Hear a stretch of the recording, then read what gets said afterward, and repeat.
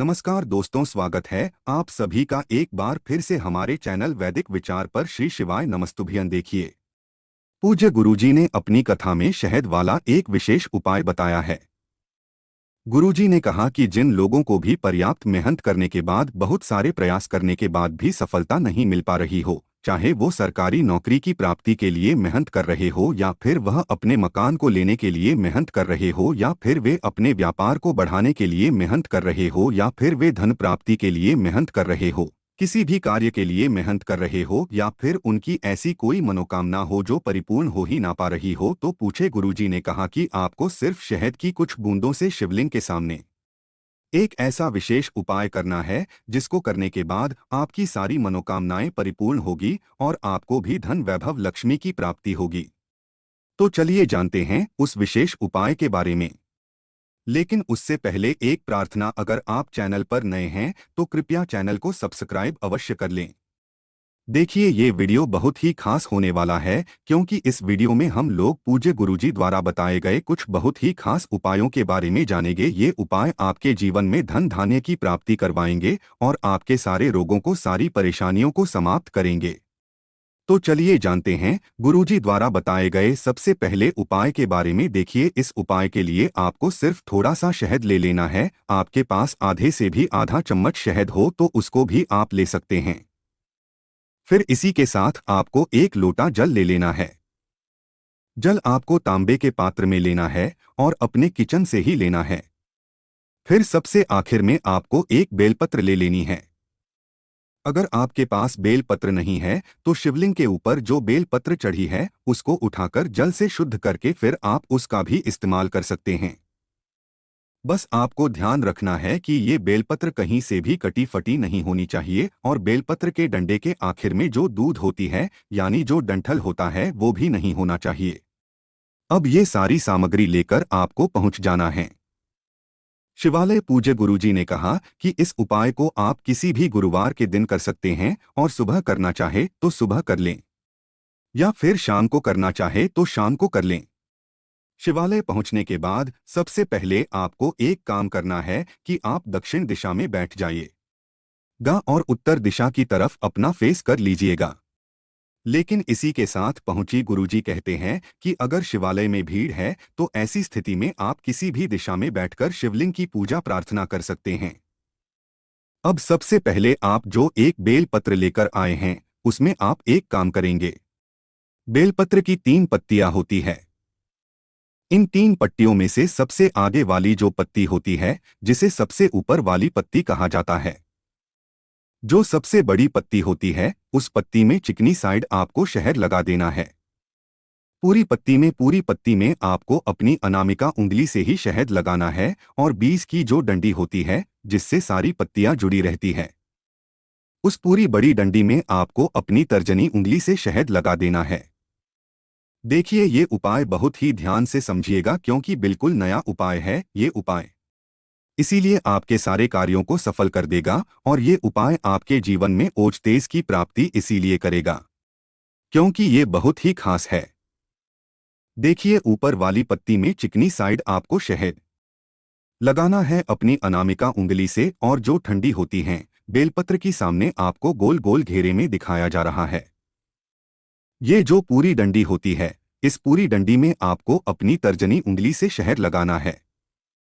पत्ती में आप अनामिका उंगली से शहद लगाएंगे और डंडी में आप तर्जनी उंगली से शहद लगाएंगे, और फिर उसके बाद ये बेलपत्र आपको शिवलिंग के ऊपर समर्पित कर देना है तथा बृहस्पतेश्वर महादेव का स्मरण कर लेना है।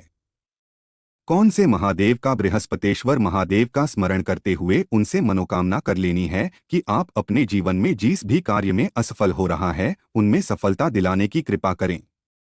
आपके जीवन में ओज तेज की वृद्धि हो, आलस्य की समाप्ति हो, जिन कार्यों को करने में मन नहीं लगता है वे सारे कार्य परिपूर्ण हो, आपका मन लगे, मेहनत हो, अच्छे से आप किसी कार्य को करें जिससे वो कार्य सफलता की ओर प्राप्त हो।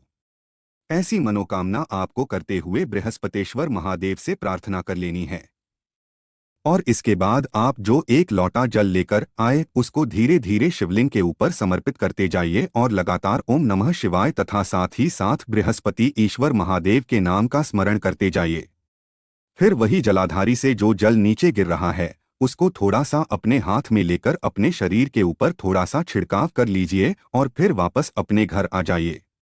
पूज्य गुरुजी कहते हैं, जो भी व्यक्ति गुरुवार के दिन इसे विशेष उपाय को कर लेता है, उसके सारे संकट बृहस्पतेश्वर महादेव की कृपा से बहुत ही जल्द समाप्त हो जाते हैं। आप जानते हैं गुरुजी द्वारा बताए गए दूसरे खास उपाय के बारे में। इस उपाय के लिए भी आपको एक लोटा जल ले लेना है। तांबे के पात्र में आप जल ले लीजिए और इसी के साथ आपको 1 या 2 गुड़ के टुकड़े लेने हैं।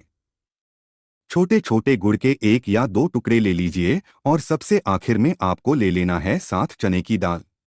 अगर 7 चने की दाल है तो 7 ले लीजिए या फिर 5 है तो 5 ले लीजिए। जितनी भी आप लेना चाहे उतनी ले सकते हैं।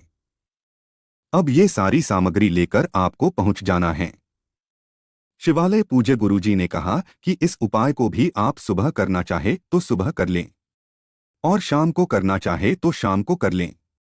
शिवालय पहुंचने के बाद सबसे पहले आप एक काम करेंगे। आप जो चने की दाल लेकर आए हैं उनके ऊपर इस एक लोटे जल से थोड़ा सा जल डाल लीजिए, जिससे ये चने की दाल गीली हो जाए।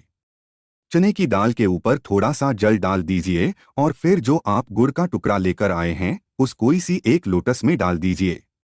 गुड़ का टुकड़ा इसे एक लोटे जल में डालते हुए ओम नमः शिवाय मंत्र का स्मरण कर लीजिए और फिर ये एक लोटा जल आपको धीरे धीरे शिवलिंग के ऊपर समर्पित करते जाना है और लगातार ओम नमः शिवाय मंत्र का स्मरण करते जाना है।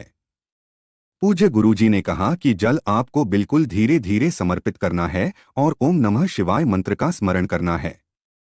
फिर इसके बाद आपके पास जो चने की दाल बची हुई है उनको एक एक करके शिवलिंग के ऊपर समर्पित करते जाइए और बृहस्पतेश्वर महादेव के नाम का स्मरण करते जाइए। फिर सारी दाल समर्पित करने के बाद आपकी जो भी मनोकामना है, चाहे धन प्राप्ति से संबंधित मनोकामना हो या फिर व्यापार के लिए मनोकामना है या फिर आप अपने विवाह के लिए मनोकामना रखते हैं या फिर आप अपने मकान जमीन के लिए मनोकामना रखते हैं या फिर किसी भी प्रकार की आपकी मनोकामनाएं जो परिपूर्ण नहीं हो पा रही है, तो उसको परिपूर्ण करने के लिए बृहस्पतेश्वर महादेव से प्रार्थना कर लीजिए और फिर वापस अपने घर आ जाइए। पूज्य गुरुजी ने कहा कि जो भी व्यक्ति गुरुवार के दिन चने की दाल वाला उपाय कर लेता है उससे महादेव प्रसन्न होते ही है, साथ ही साथ उसका गुरु ग्रह भी अपनी अनुकूल स्थिति में आ जाता है और अनुकूल स्थिति में आने के कारण उसके जीवन में सफलता प्राप्त होती है। मान सम्मान, यश, ऐश्वर्य की प्राप्ति होती है, धन धान्य की प्राप्ति होती है। इसलिए इस विशेष उपाय को आप लोग जरूर करिएगा। आप जानते हैं गुरुजी द्वारा बताए गए सबसे आखिरी उपाय के बारे में। इस उपाय के लिए भी आपको एक लोटा जल ले लेना है।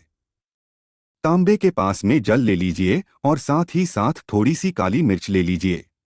देखिए, काली मिर्च के दाने जो आपने लिए हैं इनको अपने घर पर अच्छे से पीस लीजिए। इनको बारीक बारीक पीस लीजिए, थोड़े से दाने लेकर उनको पीस लीजिए और ये काली मिर्च आपने पिछली है, इस पीसी हुई काली मिर्च को आप अपने इस एक लोटे जल में मिला लीजिए।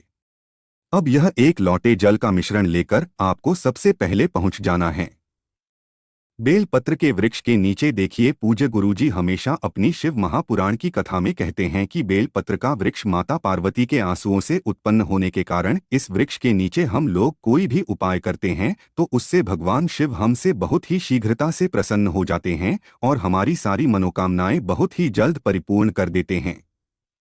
इसलिए आप ये एक लोटा जल लेकर सबसे पहले बेलपत्र के वृक्ष के नीचे पहुंच गए। जब आपको इस एक लोटे जल से आधा लोटा जल बेलपत्र के वृक्ष की जड़ में धीरे धीरे समर्पित करते जाना है और लगातार माता पार्वती का स्मरण करते जाना है, माता पार्वती का स्मरण करते जाना है। उनका स्मरण करते हुए अपने जीवन में जो भी संकट चल रहे हैं, जो भी परेशानियां चल रही है, जो भी कठिनाइयां चल रही हैं, उनको दूर करने की माता रानी से प्रार्थना कर लेनी है और धीरे धीरे ये आधा लोटा जल वहीं पर समर्पित कर देना है। फिर इसके बाद 2-4 मिनट वहां पर रुककर वापस आपको किसी भी शिवालय जाना है। आपके घर के आसपास जो भी शिवालय हो वहां पर आपको आ जाना है और बचा हुआ आधा लोटा जल आपको शिवलिंग के ऊपर धीरे धीरे समर्पित करते जाना है और लगातार शिव महापुराण के मूल मंत्र श्री शिवाय नमस्तुभ्यं या फिर ओम नमः शिवाय, इन दोनों में से किसी भी एक मंत्र का जाप करते जाना है। पूज्य गुरुजी ने कहा कि जल आपको बिल्कुल धीरे धीरे समर्पित करना। गुरुजी कहते हैं कि ये शिव और शक्ति वाला उपाय है। ये इस उपाय से भगवान शंकर की कृपा हमें प्राप्त होती है, माता पार्वती की कृपा हमें प्राप्त होती है। देखिए, ये उपाय आप सूर्यास्त के पहले ही करेंगे। सूर्यास्त के बाद आप इस उपाय को नहीं करेंगे, और ये उपाय भी आप किसी भी गुरुवार के दिन कर सकते हैं। गुरुवार के दिन जो भी व्यक्ति इस उपाय को करता है, उसके जीवन में धन धान्य की तो प्राप्ति होती ही है। अगर उसके जीवन में गुप्त शत्रु है जो उसको नुकसान पहुंचाना चाह रहे हैं, तो वे भी कार्य में अपने असफल हो जाएंगे, और आपके जीवन में जो भी संकट, बाधाएं, परेशानियां चल रही है, वो सब समाप्त हो जाएंगे। तो दोस्तों, ये दे पूज्य गुरुजी द्वारा बताए गए कुछ बहुत ही खास उपाय। अगर आपको जानकारी अच्छी लगी हो तो वीडियो लाइक करिएगा। मिलते हैं फिर एक नए वीडियो के साथ।